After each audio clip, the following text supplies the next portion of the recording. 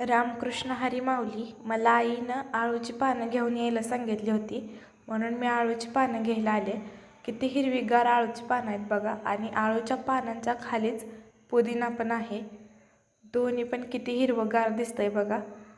24 तास इथं पाणी चालू असतं, त्याच्यामुळं आळूची पानं आणि पुदिना दोन्ही हिरवंगार आहे. आणि चाकूने कट करून आळूची पानं आणि मी थोडासा पुदिना पण घेतला आहे. पानं घेऊन मी घरी आले आणि त्याचे देठ आणि त्याची साल काढून घ्यायला लागले. साल जर नाही काढली तर पानं चरचरतात, त्याच्यामुळं देठ आणि साल दोन्ही काढून घेते मी. अशा मी सगळ्या पानांचं देठ आणि साल काढून घेतले. साल जास्त निघत नाही त्याची, पण सगळी काढावी लागते, कारण नाही काढलं तर पानं जास्त चरचरतात.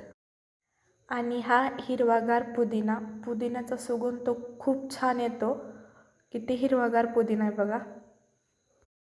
आळूच्या वड्या आई बनवणार होती, म्हणून पानं पण तीच स्वच्छ करते. आई वड्या बनवणार होती आणि मी बटाटा भाजी बनवणार होती. लगेच मी बटाटा भाजी बनवायला चालू केली.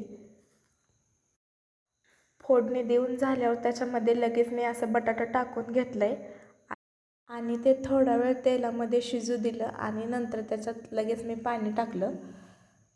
पाणी टाकून वरून शेंगाचा कूट लगेच टाकला आणि सगळं मिक्स करून घेतलं. बटाटा भाजी शिजते तोपर्यंत मी आईला लसूण आणि मिरचीचा ठेचा बनवून देणार होते. लसूण आणि मिरची घेतली मी आणि जिरे टाकून त्याचा असा ठेचा बनवून घेतला आहे. आणि तोपर्यंत माझी बटाट्याची भाजी पण शिजली होती. आईने लगेच बेसन पीठ चाळून त्यामध्ये हिरवी मिरचीचा ठेचा आणि मीठ टाकून पाणी टाकून पीठ व्यवस्थित मिक्स करून घेतलं. थोडं थोडं पाणी टाकून पीठ मिक्स करावं लागतं, नाहीतर पीठ पातळ होतं. त्याच्यामुळे आईनं आधी थोडंच पाणी टाकलं होतं आणि छान असं पीठ मिक्स करून घेतलं. आणि नंतर पानाला ती पीठ लावून घेते. पूर्ण पान भरून पीठ लावते ती. असं थोडं थोडं करत आईने सगळ्या पानांना पीठ लावून घ्यायला चालू केलं. पीठ लावून असा त्याचा ती रोल बनवून ठेवायला लागली आणि नंतर ते पुरणाच्या चाळणमध्ये भरून उकळून घेणार आहे.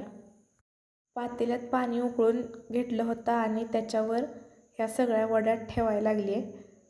10 मिनटात ह्या वड्या शिजतात आणि अशा छान शिजल्यात वड्या. लगेच मी त्या कट करून आईला देणार आहे. तव्यामध्ये थोडंसं तेल टाकून आई सगळ्या वड्या त्याच्यामध्ये टाकून देते आणि अशा एक एक करत आईने सगळ्या वड्या त्याच्यात टाकल्यात.